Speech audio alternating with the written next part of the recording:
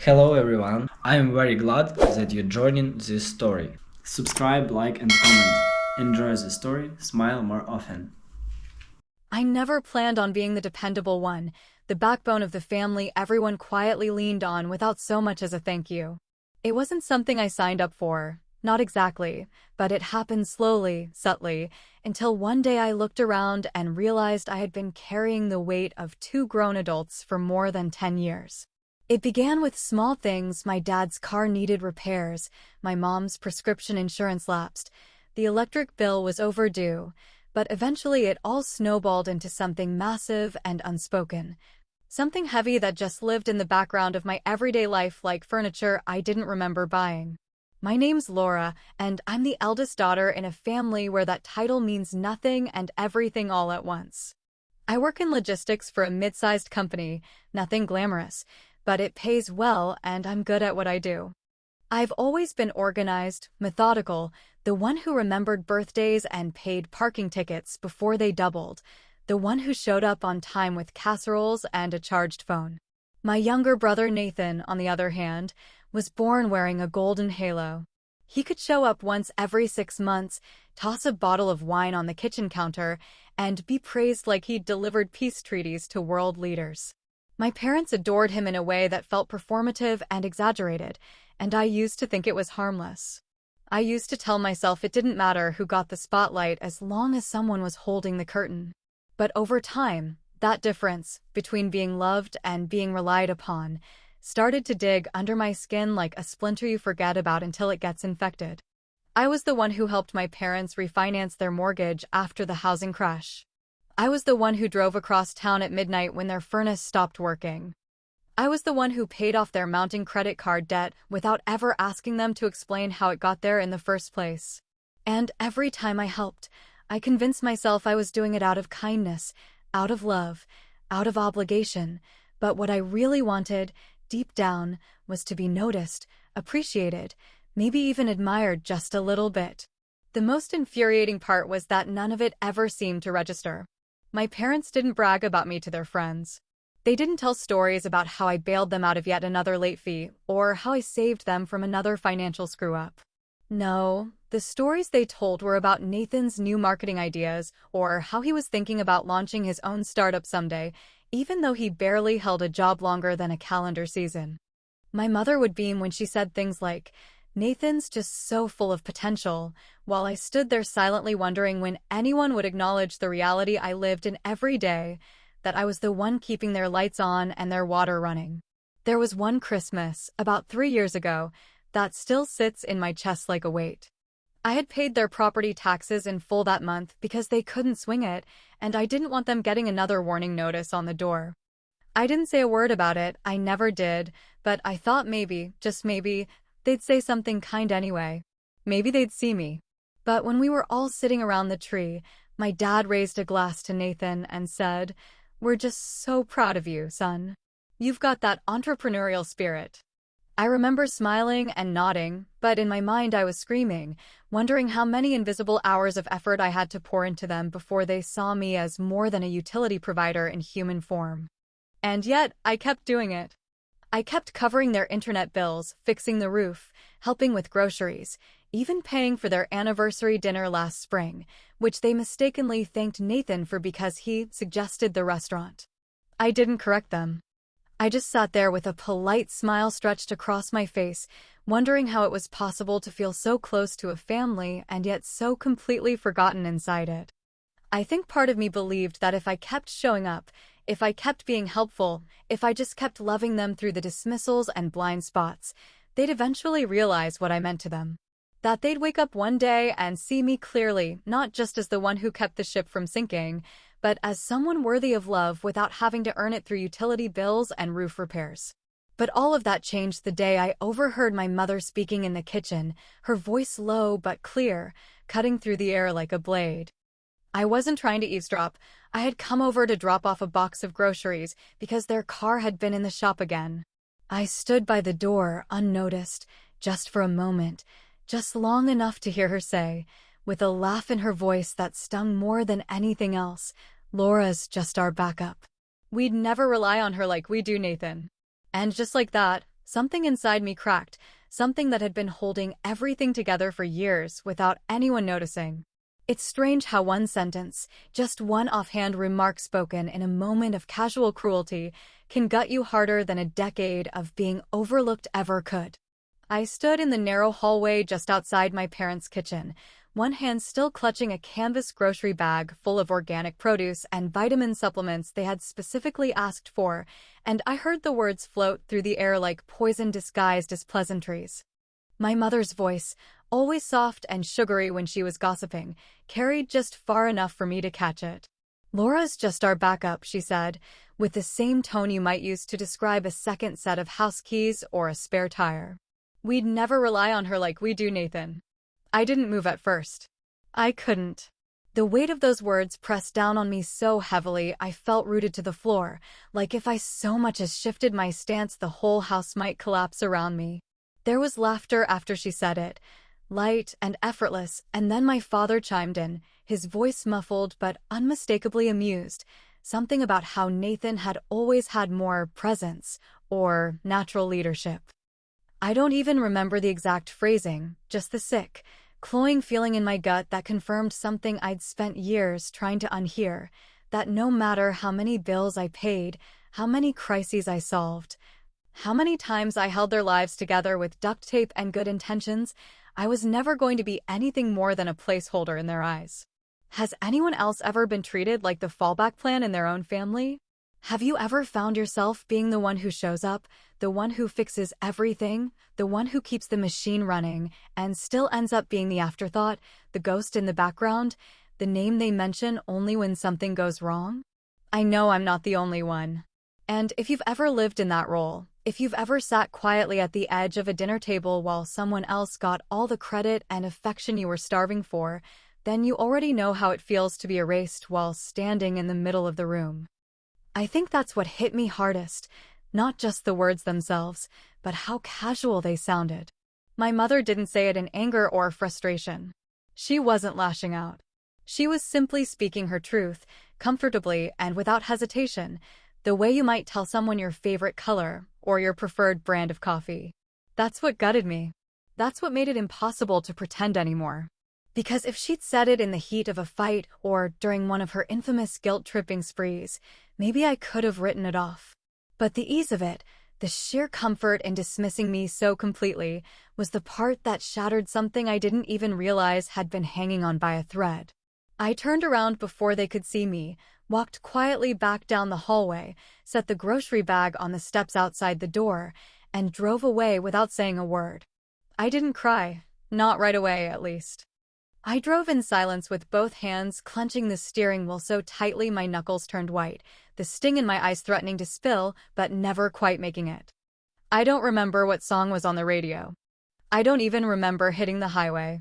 All I could hear, over and over again, was her voice repeating that sentence like a mantra, like a curse. "She's just our backup." I spent that evening sitting on my porch in the dark, a glass of wine untouched beside me, replaying every moment over the last 10 years that I had stepped in to help them.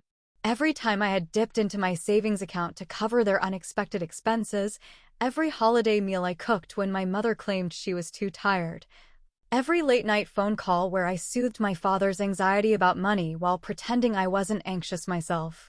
And what did it all add up to? A role. A function. A financial contingency plan in a cardigan. I thought about calling them. I thought about confronting them, demanding an explanation, forcing them to see me in the way I had begged to be seen for years. But the truth is, I didn't want to hear their excuses. I didn't want to sit through the usual dance of backpedaling and softening and hollow apologies that would do nothing but waste more of my time and dignity. So I made a decision right then and there, a decision that didn't require a dramatic announcement or a tear-filled confrontation. I just stopped. No more payments. No more automatic transfers. No more late-night Venmo requests answered without hesitation. I let the accounts go silent. I erased their utility company from my bill pay list. I shut the faucet off quietly, smoothly, like closing a book I never planned to reread. And I didn't say a single word about it. Let them figure it out on their own. Let them wonder what happened to the safety net they never appreciated. Let them discover, slowly and painfully, how much they depended on the daughter they dismissed like an afterthought. Because the backup had finally walked away, and I wasn't coming back. The first step was deceptively simple, just a few clicks in my online banking portal, a quiet unchecking of boxes, a cancellation of automatic transfers that had for years moved from my account to my parents like clockwork. No fireworks, no confirmation call, no sudden red lights flashing on anyone's screen. Just silence. The kind of silence that comes not with rage, but with a strange sense of freedom.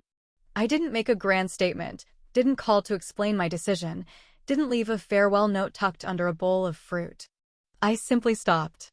I closed the financial tap that had run uninterrupted for more than a decade, and I waited to see how long it would take before someone noticed they were no longer standing on solid ground. At first, nothing changed, or at least, nothing visible. A week passed, then two, and not a word was said. My phone didn't buzz with questions, my inbox didn't fill with confusion or complaints. Part of me began to wonder if I had imagined their dependency, if perhaps the years of bill paying and check writing had meant less than I thought. Maybe they had quietly taken on more responsibilities recently. Maybe I had been holding on to resentment over something they no longer needed from me. But then the signs started to appear, small at first, barely noticeable, like hairline cracks in an old piece of porcelain. The first came in the form of a voicemail from my mother, light and clipped and dressed in that passive-aggressive tone she had mastered over the years. "Hi, sweetheart," she said, drawing out the word with exaggerated sweetness. "I just wanted to check if everything's okay.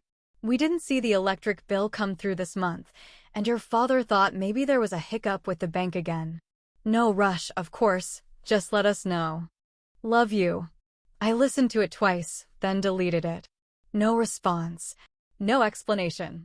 If they truly thought it was a banking issue, they could sort it out on their own. Another week went by, and I heard nothing else. But then came a text, this time from my father, short and vaguely irritated. "The plumber said the invoice hasn't been paid yet. Thought you were handling it." I didn't respond to that one either. The silence from my end grew thicker, more deliberate, and I imagined them sitting in their kitchen, wondering if I was ignoring them or if some technical glitch had swallowed up their safety net. I imagined them pacing around their neatly organized home, watching the pile of unpaid notices grow and the dishwasher make that same grinding noise it had for months now because no one had called to fix it. I found a strange comfort in the unraveling. Not because I wanted to see them struggle, despite everything, I didn't wish them harm, but because I wanted to see reality set in, brick by brick, day by day. I wanted them to finally understand that the support they had taken for granted didn't come from nowhere. That every repaired appliance, every paid bill, every solved problem wasn't the work of magic or middle-class luck. It was me. It had always been me.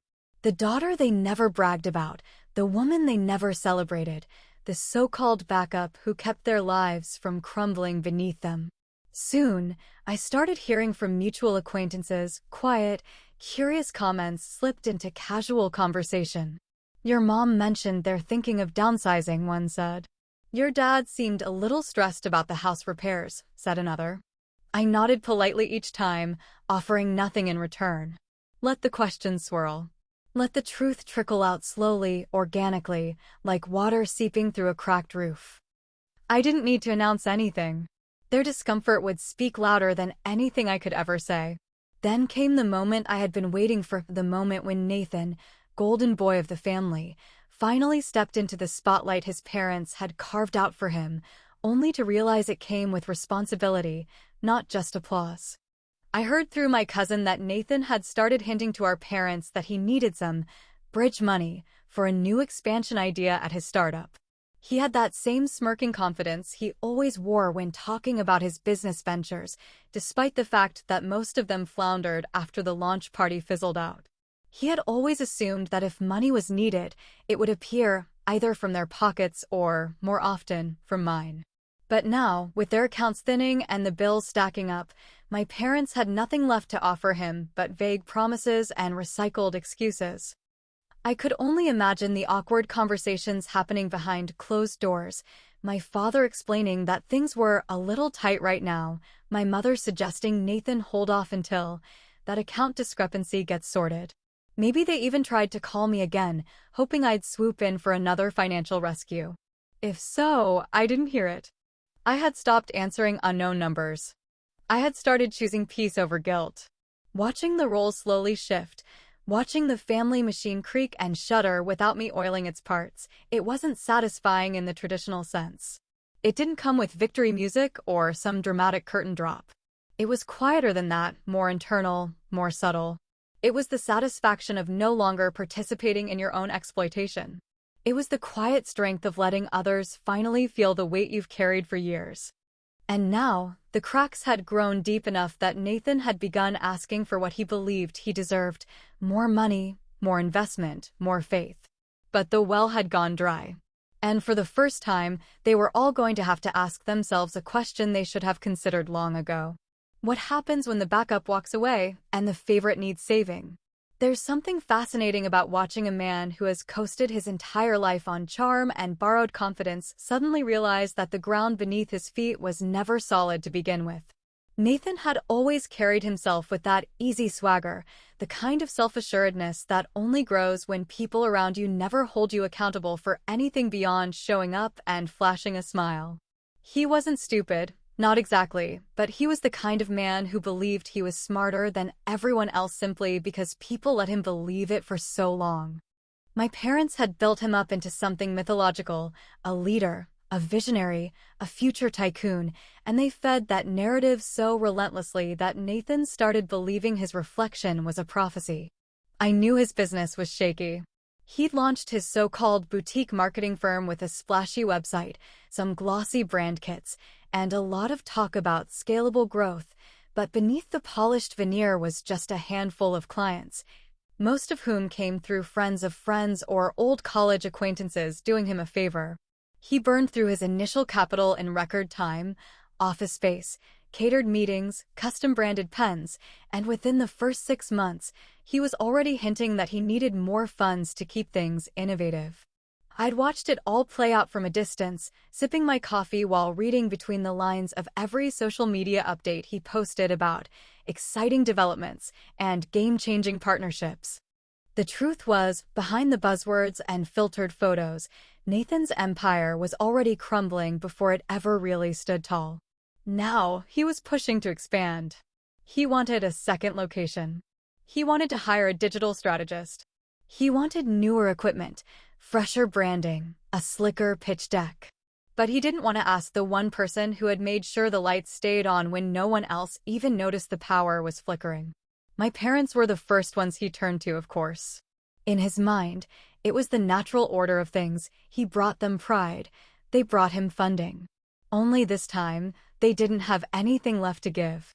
I could imagine the conversation, probably over dinner, probably my father clearing his throat awkwardly and offering a vague apology about unexpected expenses. My mother would have softened it, no doubt, suggesting they were restructuring finances, or some other dressed-up phrase to hide the fact that their accounts were already sinking beneath the weight of overdue bills. Still, they never reached out to me. Their pride wouldn't allow it. Not after everything. Not after making it perfectly clear that I was never meant to be the one they relied on. They would have rather scraped together coins from under the couch cushions than admit they needed the daughter they had written off as background noise. But Nathan, desperate and floundering, started looking for answers elsewhere. He didn't know I was watching. He didn't know that I'd been quietly following every financial thread he was trying to pull, every investor pitch he was fumbling, every grant application he submitted and promptly forgot to follow up on. So I did what I do best. I stayed quiet, stayed calm, and offered him just enough advice to keep him afloat without ever making it obvious I was paying attention. When he mentioned maybe looking into angel investors, I suggested a few strategies, pretending it was just a casual conversation. When he talked about adjusting his pricing model, I gently nudged him in the right direction, always careful to keep my tone neutral, like I was just making polite conversation and not holding together the fabric of his crumbling dream with every carefully chosen word. He didn't suspect a thing. If anything, he probably thought he was the one guiding me through some theoretical scenario. And then, one afternoon, during a coffee catch-up that he initiated more out of stress than sibling bonding, he dropped a sentence that stopped me cold.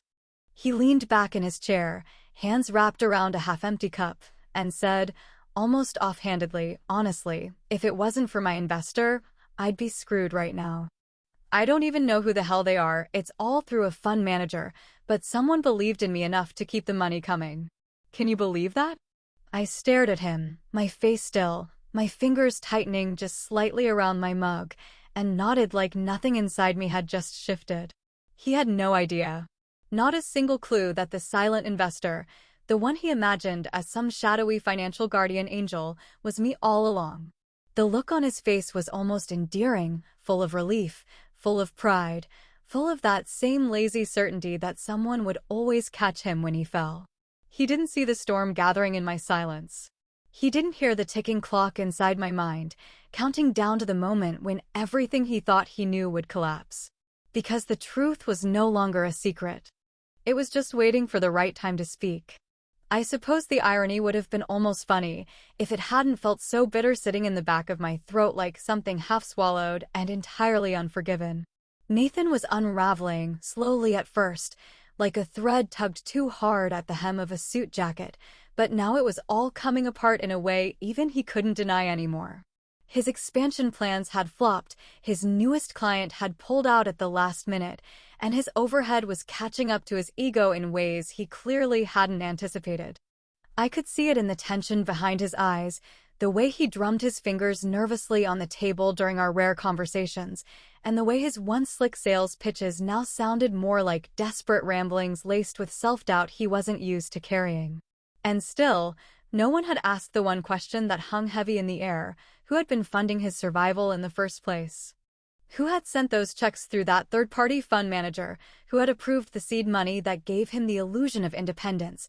Who had sustained his fragile dream long enough for him to believe it was built on his own brilliance?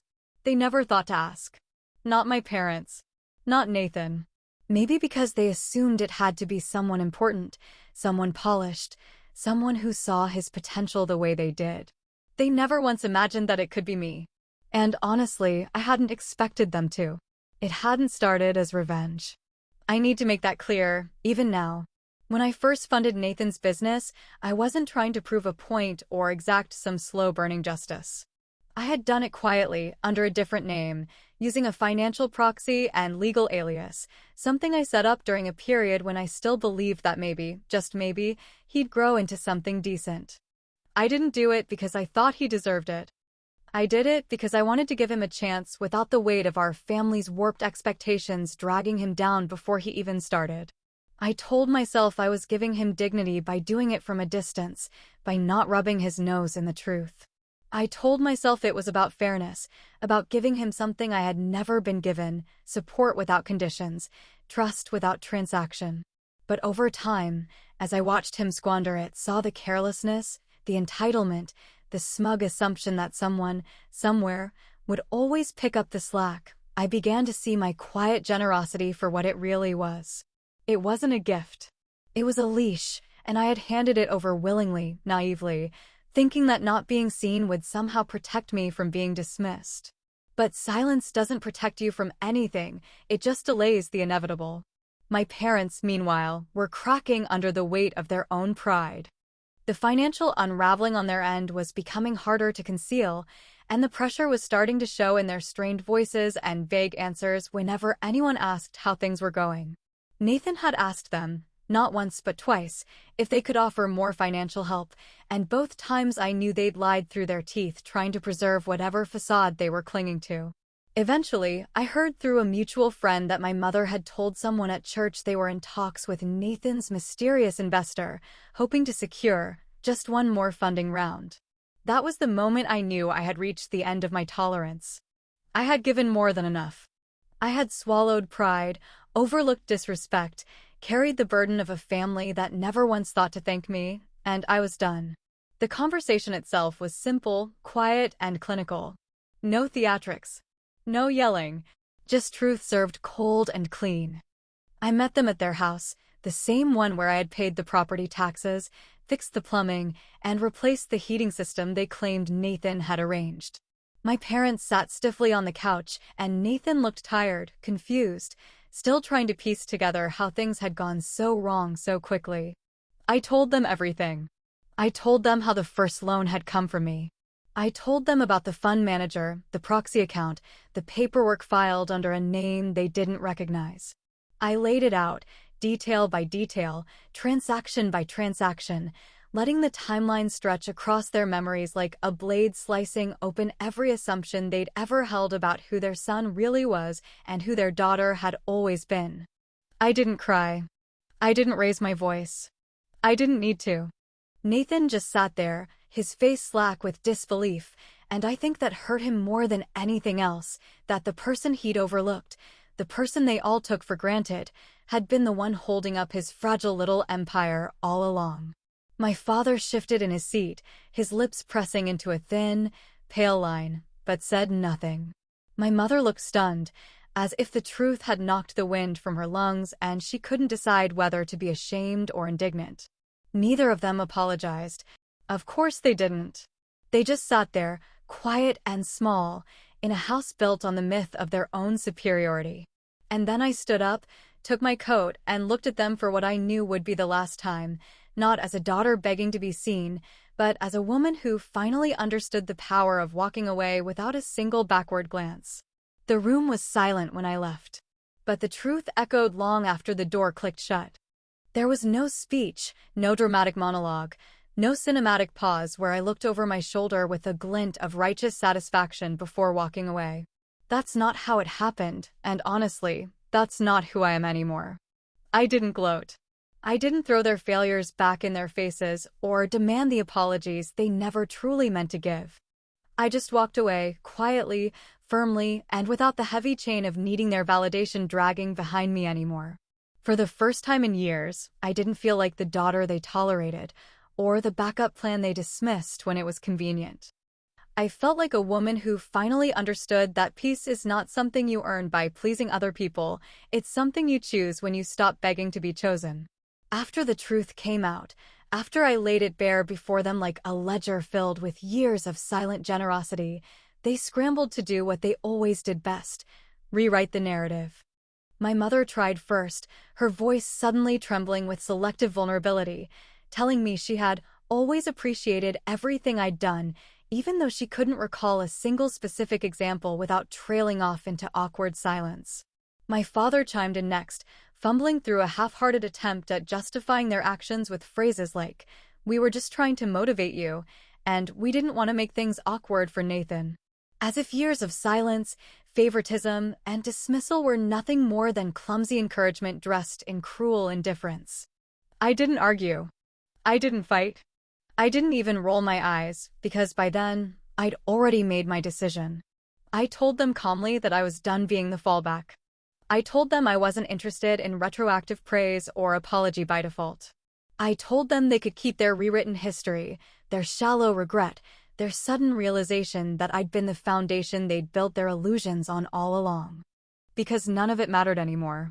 Their approval had always been conditional, fleeting, based on some twisted idea of value that had nothing to do with character or contribution, and everything to do with performance and pretense. And I was done performing. I didn't make some grand announcement to the rest of the family. I didn't post cryptic quotes online or send passive-aggressive group messages. I just quietly started living differently, on my own terms, without the weight of trying to prove something to people who had already decided not to see me clearly. I stopped answering the occasional guilt-drenched texts. I stopped sending birthday gifts I knew would be compared to Nathan's, even if mine were more thoughtful.